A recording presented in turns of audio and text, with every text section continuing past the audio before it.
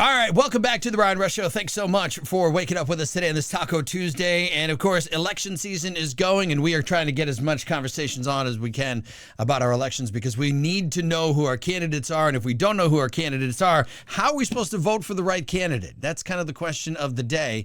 And that's going to be the question that's going to start things off. But we're going to welcome back to the show candidate for Florida CD2, Evan Power.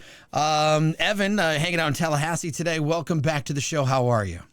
I'm doing well. How are you doing, Brian? I am doing fantastic. I can't complain. It's a beautiful day, I hope. I don't know. I can't see out the windows, but you know what? We're talking politics. And, this is so important to ensure that we do get the right person. Getting into the congressional seat, obviously, taking the House is going to be a very important thing. Now with the recent death of Lindsey Graham over the weekend, that brings those numbers down in the Senate a little bit. Then we don't know what's going on with Mitch McConnell, and that could be another potential. So it's really important that we get all the right people in the House. And, this is one of the things that you're running for. You got 8 people that are in that currently. So let's jump into it and find out why Evan Power is the person we should do. And for those who don't know much about you, let's give them a couple of briefs here. Who's Evan Power and why do we need to vote for you? Well, I'm the Florida GOP chairman. I have 2 small children. They're the reason that I'm in this race is because I want them to grow up in a country that has the same opportunities and values that I grew up in. But when I looked at this race, when Neil Dunn decided to retire, I looked around and saw who was getting in. And there's no one who's been in the fights of our time like I have been. When it was Andrew Gillum as mayor of Tallahassee, we took him on. He was George Soros's handpicked candidate. Now he had a recent run-in with the law himself recently, and there's a whole another story. But we did the research when he was mayor to deliver the research to Governor DeSantis, and Governor DeSantis won by 30,000 votes. So that was a big fight. You look at the constitutional amendments. We at the party took them on. We defeated out-of-state dark money coming in to legalize weed and to allow abortion up to birth. When I looked at the field of candidates that were showing up, they're either people who are shopping for a seat or people who've been absent from the fights of our time. So I've taken the Florida model. We've won here in Florida. We have a 1.5 million voter advantage from the Republican Party. We've raised millions of dollars. We won the state for Donald Trump by 13 points. I wanted to take that fight to D.C., and that's why I have the support of so many members of Congress. All right, so let's get into it a little bit about what we want to do, because obviously CD2, one of the largest geographically, districts that we have in the state of Florida, and it's also pretty dynamic. We've got everything from a slice of Walton County to the country of Washington and, Appalachia area, and then you got Bay County, which is growing like crazy, which is heavily Republican. Then you got Tallahassee, and then, it's quite a diverse little organization here. To get in there. And we have seen this in the past, unfortunately, that a Democrat actually snagged this seat before, which, this is one of these things that we talk about it all the time, that it's even a possibility for the governor's race. So what is it that you think is the biggest reason for why somebody should vote for you right now, other than what you've already listed? What are some of the reasons that you're going to attack, your biggest issue? So, you look at this district, it's very, very diverse. And you go from a college town in Tallahassee to a tourist town in Bay County. And then you go to like a place like Liberty County that doesn't have a beach or an interstate. So their needs are completely different. What people are going to get from me is a congressman that shows up. My leadership as a state party was to go to every county, to fight in every county, to get to work for everybody in every county. And that's why I know this district well, because it's to become state party chair, you need 3 votes from every county. We treat them equally. So these 16 counties, I've worked very hard to become chairman. But my issue here is accountability, transparency, and showing up. Constituent services has to be important, and economic development in this district is so important. You hear so many stories of people who come to Florida State, they get an education, they're probably from here or they come here and want to be here, but have to go somewhere else to get a job. We need to provide the opportunities so that they can work here, stay here, and live here. It's a great place to live, and we need to provide the economic opportunity for them to do that. Yeah, absolutely. That has always been, even on the local level down here in Bay County, you would hear that often because people, they would go to school and then there was nothing here. So obviously, economic development and jobs is very important. But I also want to hit another subject that is obviously it's a buzzword, but it's also important, and that is affordability. Obviously, we saw the little battle that Donald Trump just had with the Senate about the Housing Affordability Act, and he refused to sign it, and we saw what happened with that, and now it's by default becoming law. But it seems like that's one of those things where we wrote something with a fancy title that's going to make people go, oh wow, but I've read it and I don't think it's going to do much for affordability. What are your thoughts on that, Bill? And what do we really truly need to do to bring things more affordable into this country? And that goes for anything from housing on out. So loaded question there. Well, it's a loaded question. I think the bill itself started taking the right steps, limiting corporate ownership, because families should not be competing with hedge funds to buy a single family home. Let's start with that. Right. So I think we should ban that and be able to get people there. But affordability is an issue. Luckily, here in Florida, the legislature has taken steps to decrease insurance. Obviously, people are getting big checks back on their car insurance because of tort reform. But government is one of the big problems driving up home prices. When you talk about the regulations and all the permitting, that's like up to 30% of each house cost. And so you cannot have affordability when that's happening. I also think about securing the borders in this regard. If you look at the housing prices in Miami, they went down 30%. Rent rates went down 30% when we started securing the borders and preventing the inflow of illegal immigrants. So there's a lot of things that Republicans have been doing right. We need to continue to do that because Joe Biden lit the economy on fire. We're slowly fixing it, but people don't feel it yet. So we got to take the next couple of steps to continue to get more money in their pocket. And I think if you look at what the president has done and delivered from Trump accounts for young people moving forward, the next generation is going to be better off. But we've got to do some things to bring down the prices now for people who are trying to make ends meet. Yeah, absolutely. Because obviously the Democrats are kind of winning on that message because it is something to the point where, Republicans even had to pick up that buzzword. But it's become really more than a buzzword. And, I see a lot of contractor friends who talk about the housing affordability and what it's going to take to actually build an affordable house. And it's just not happening unless we make some of these changes. So it'll be good to see some of the changes happen in DC to make that happen.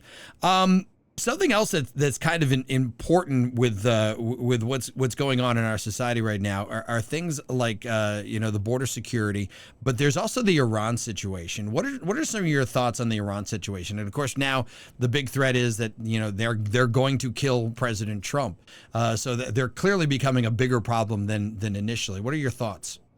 Well, I think President Trump had the guts that many other leaders haven't. For 47 years, Iran has been the largest perpetrator of terror across the world. They've killed countless Americans. And, President Trump decided to take decisive action, not like President Obama, who flew pallets of cash over to Iran to make the deal work. So I think, obviously there's a struggle, there's a conflict. I think President Trump's going to be served right in history that we have to take these people on because they're the ones seeding instability across the world. Obviously, that's driven some gas prices up in the short term, but I think he's doing the right thing. I think we've got to bring it in for a landing. And I think at the end of the day, it will be because of regime change, because there's no other way. We'll get to the right group of people who want to negotiate. And when we get there, we're going to have peace in that area. And I think that will be his legacy, much like Venezuela is going to be a legacy for President Trump, because he brought stability to that country. And I believe Cuba will also be in that fold. And that will be his foreign policy legacy. Yeah, absolutely. One of the things that I talk about on the show often, which I just want to, I want to tip in a little bit to see how much knowledge you've got on this, because believe it or not, I think most Americans have zero, and I think even most politicians do. But there is the idea of the British imperialism. And I don't know if you ever follow like the Prometheus updates. They're a very good organization that highlights this, but people don't realize just how much we still live under the thumb of the British imperialism and what Donald Trump is actually doing to get us back to American style of government and American control over things.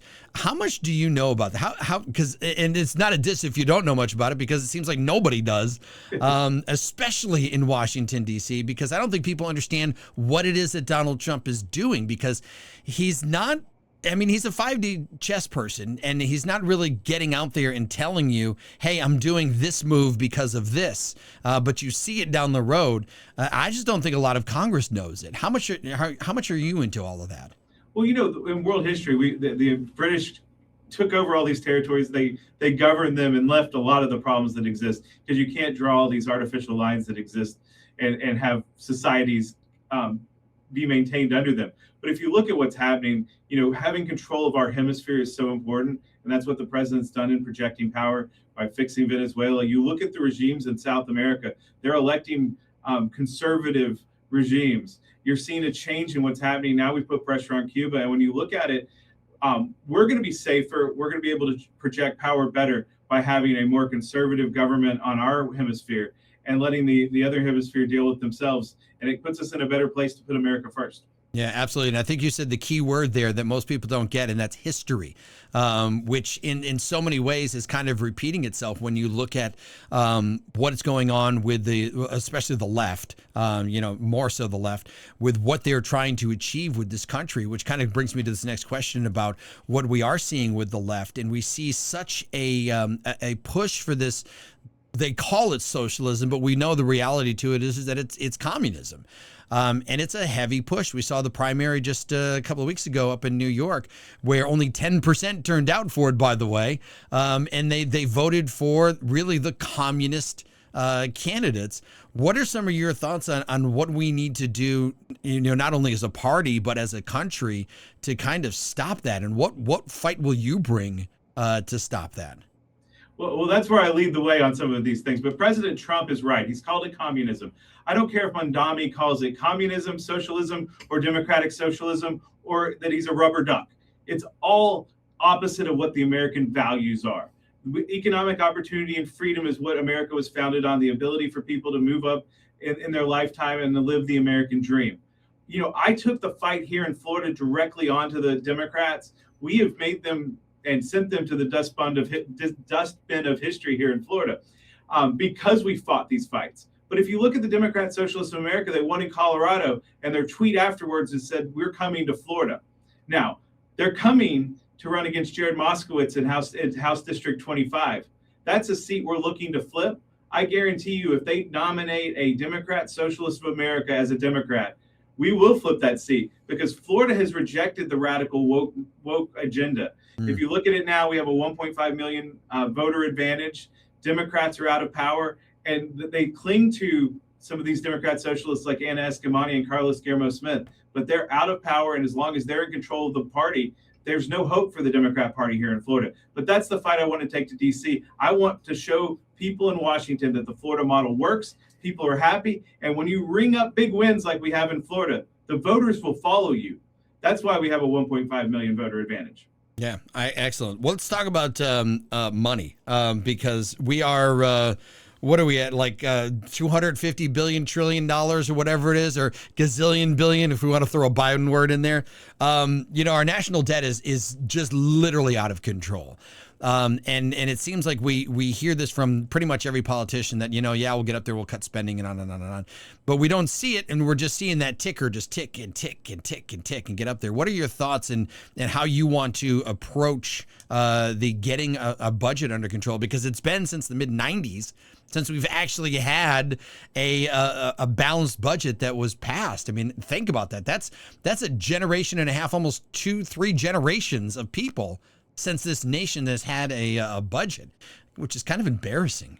Yeah.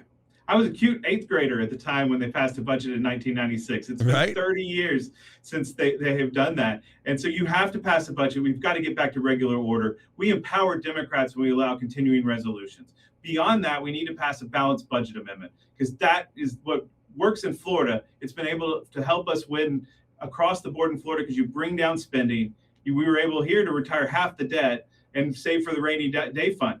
It's that kind of physical discipline we need in Washington, D.C., and we also need term limits. Chuck Schumer has been elected longer than I've been alive. That doesn't lead to good policy. That leads to people who live in a bubble, who don't understand what real Americans are about. And so I think if we pass a balanced budget amendment, we pass term limits, and we get back to regular order, we can start slashing some of that spending. And look at what we did in Florida. We've brought down the cost. We are now one of the most affordable governments in the country. Per capita, it's the lowest to run the government, and we need to bring that to Washington, D.C. Yeah, absolutely. And here's one thing that I'm gonna throw at you, and I tell every candidate this. I give it to you, and I'm like, I don't care if you want to take the credit for it, and you can just call me up and go, dude, you were right. Because term limits is one of these things where I'm so on the fence on it, because the deep state, the less you have people there with power, the more they grow in power. And you have to ask the people who are getting all of the seats and holding on to them to say, yeah, I'm only going to stay here for a little while. So I have this leeriness as to whether it will ever actually get that passed. But with that said, leadership roles always seem to be the problem, because like you just pointed out, Chuck Schumer has been in office and probably been in leadership for longer than both of us have been alive, almost maybe combined, because he's such a dinosaur. How about doing at the very first with term limits, leadership term limits? This way, because I think it's got a much better chance of passing, to be honest with you, because when you have 500 and something people between the two chambers and you say, let's do a leadership term limit, that way that you can change out and get some fresher ideas in there. There's a lot more people that I think would love to get into those leadership roles and might be able to back that and might actually pave the road for term limits in general. So your thoughts? No, I think that's a good idea. And if you look at what Republicans did in the House, at least, they've limited the terms in which their committee chairs can be chairs. Mm-hmm. So you're seeing some rotation in that leadership, some new ideas. And I think that's what's important, is new ideas. And I think people like Chuck Schumer, you talk about the deep state, people who've been there for so long, they're more interested in keeping that leadership role or that position, that they're not willing to fight the deep state either. So it's kind of a two-edged sword on that, because they want to go along to get along. But I think leadership term limits would be a great place to start. We should also probably talk about age limits at some point in time, because it should not be a star to die in office. I don't think that's what our founding fathers intended. They wanted us to go back and live under the rules that we put in place. Yeah, that's true. I mean, I to a degree, I'm almost I don't want to agree on the age limit thing too, because look, there are some older people that are smarter than some of the younger people in together. But at the same time, we haven't seen that in Congress. So that might be a pretty good idea there too. Evan Powers, what other big issues do you think is facing the American people right now that you need to address as the next congressman? Well, we're really in a fight for the soul of our nation. When you look at it as a whole, we touched on several of these things. What the Democrats are campaigning on, and we call them Democrats, but they're really socialists, they're really communists now, is they want to change the American fabric that makes our country great. They want to take away free choice. You look at David Jolly here, who's running for governor. He claims to be a moderate. He was on a TV show in the block before me, and he talked about taking over housing and taking over the insurance industry. Those would be two of the largest power grabs ever. And we know what happens when government takes control of things. Costs go up. Mm-hmm. Look no further than Obamacare. So I think the big fight is against those big issues with Democrats. And we have to communicate our side of the American dream, educate the population of why we are different as Americans, why we're different, why we are the greatest experiment in the world. And that's what the fight is about. I've been present for those fights, so I'm ready to take those on. And then you also talk about the debt issue. No society in the history of the world has overcome the debt situation where we are. We're at the precipice of doing that. We have to take bold action so that we can bring our debt to GDP ratio down drastically. And so we got to take that fight head on. I've won in the fights here in Florida. I'm the only person in this race who can deliver on day one with my connections with the White House, my connections in Congress. That's why half the delegation has endorsed me. I'm ready to take that fight on in DC, because what we've done here in Florida should be the model for the rest of the country. Yeah, absolutely. Let's also talk a little bit about this one. And I'm not sure, honestly, other than a good couple of wooden spoons or some switches, I'm not sure how we address this, but there's some societal issues that we've got going on right now. And lately, the big thing has been the teen takeovers. We've seen a lot of that. We've seen a lot of the violence that is going on. Over the weekend, we saw the 15 and 16-year-old in St. Louis that was arrested for the shooting murders and the mass shooting that they did there. And we're seeing a lot of these little issues. Do you think there's anything that we can do in Washington, D.C. to help kind of tweak society back into a more manageable way? Now, I know that's kind of a loaded question because it's like, how do you do that? But do you think there's anything that we can do? I think we have to empower parents. If you look at what we did here in Florida, is we've got parents back involved in their kids' education. And I think one of the breakdowns in society that we had is when we let the education system take control of our kids. They were transitioning kids without even telling the parents. Anna Eskamani here in Florida said, "They're not your kids, they're our kids." As a parent, that's incredibly frightening. I don't want Anna Eskamani anywhere near my children. And I think once we empower parents, we're going to get better situations here. Yeah, absolutely. And speaking of education, Donald Trump looking to completely dismantle the federal Department of Education. Do you think it's a good idea? I think it's long overdue. It is. We've spent billions and billions and billions of dollars on the Department of Education, and our kids have gotten less smart as opposed to across the world. So I think obviously we need to empower our local governments. We also need to empower parents to have more control over the education. If kids want to go to trade school rather than college, we should encourage that. We have to get better at giving people the choice in education that works for their children, because a one size fits all education model clearly does not work. Yeah, clearly that has not worked well in the past 50 years at all. Let's talk about energy. Donald Trump has said it many times about, making America energy independent. Obviously, we're seeing the situation with Iran right now, which is spiking the gas prices, which I think, quite honestly, is artificially done. And I wish that, government would look into that a little bit more as to finding out why only the gas price goes up when this happens, but nothing else that is manufactured off of that same oil, off of the same boat also goes up right away. I think there's kind of a scam when it comes into that. But when it comes to energy independence, what are some of your thoughts on where we need to go on energy? Because we've even saw the big solar plant that is out in the Midwest or out in the deserts there, that they shut it down because they're like, yeah, that didn't work. So what are your thoughts on getting us to an energy independence? This is another place where President Trump has led tremendously. The solar panels, the windmills, they don't work. What works is clean coal. What works is nuclear. We need to empower our energy sector to expand and experiment, figure out what works and what doesn't work, and do it based on what is affordable and delivers on price, rather than some pie in the sky dream of solar or windmills. So I think nuclear is one of the unexplored options. It's incredibly safe. My dad worked for the Tennessee Valley Authority for many years, and they have several nuclear plants. They're safe. People live near them.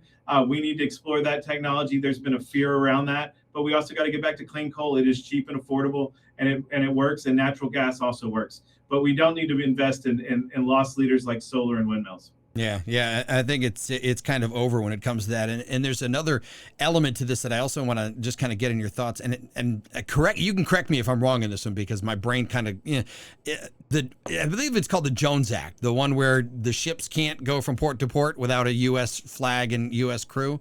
Any thoughts about what we can do to repeal that and get that out? Because a lot of people may not realize how much this is kind of interfering with our independence, because we saw this a couple of years ago, like in Massachusetts, where they were having a problem with not getting enough natural gas because I believe it was either Pennsylvania or Connecticut was like, no, we won't let you do a pipeline.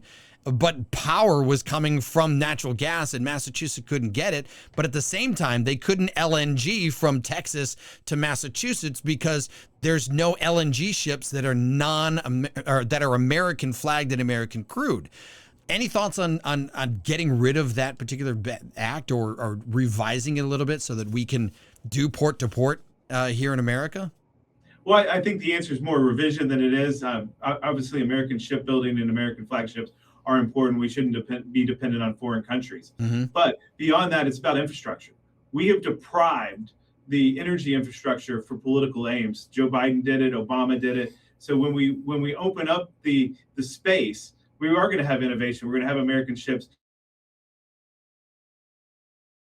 Uh-oh. Did we just...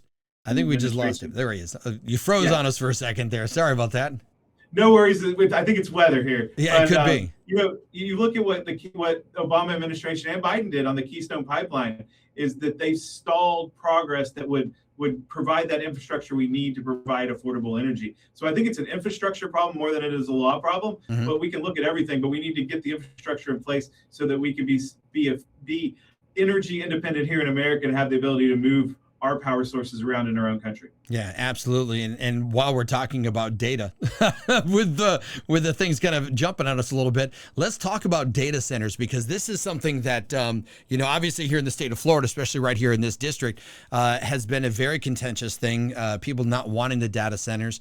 What are some of your thoughts on that entire thing? I mean, obviously we need to stay on top of China and ahead of China.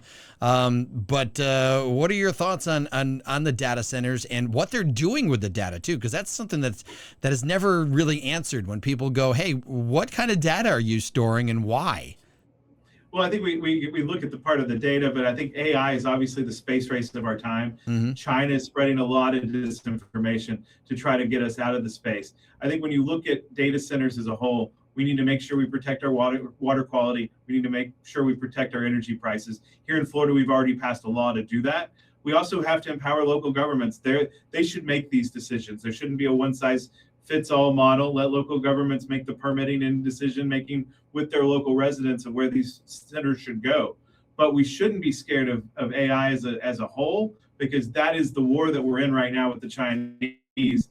And if we lose that, it's like the space race. We'll be behind. We have to win all these battles with China because they are the superpower that we're going to end up butting heads with for the next several generations. Yeah, it's definitely something that needs to be addressed, and of course the other question too when it comes to the data centers, and that is privacy. And it seems like privacy seems to be one of those things that we're losing a lot. Whether it be the flock cameras, the data mining on everything that you do, and all the snooping that goes on.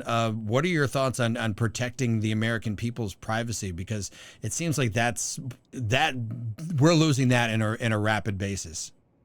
Well, I'm a big proponent of the Second Amendment and talk about how the government shouldn't infringe. It's an unalienable right that we have. I believe the Fourth Amendment is the same way.